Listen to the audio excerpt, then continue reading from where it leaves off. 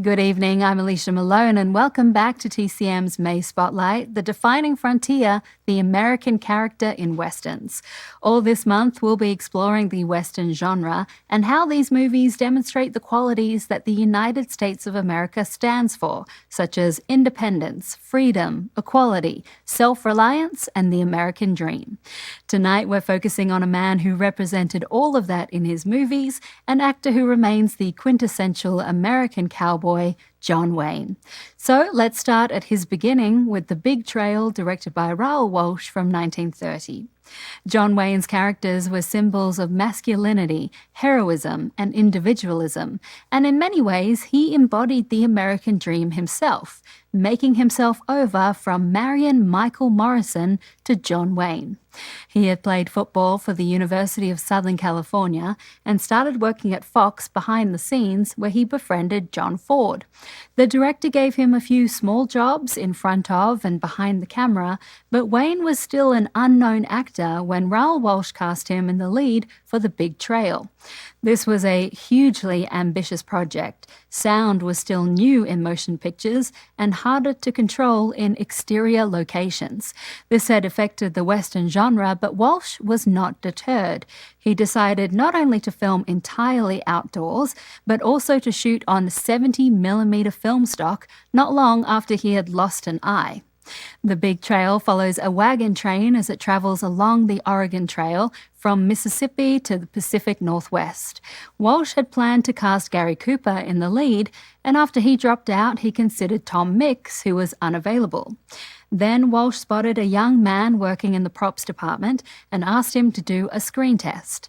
Walsh liked what he saw and prepared Wayne by giving him lessons in horse riding, roping, shooting, and acting. Walsh said he chose Wayne, quote, primarily because he is a real pioneer type. Walsh knew the shoot was going to be almost as tough on the actors as it was for the pioneers and thought Wayne would see it through. The news of Walsh selecting an unknown actor to lead his expensive epic was met with shock. One letter in the trades read, "Just how can he expect a youth to carry such a picture is beyond my conception. If he brings in a winner with Mr. Wayne, he will be entitled to a Carnegie Medal." From 1930, this is The Big Trail.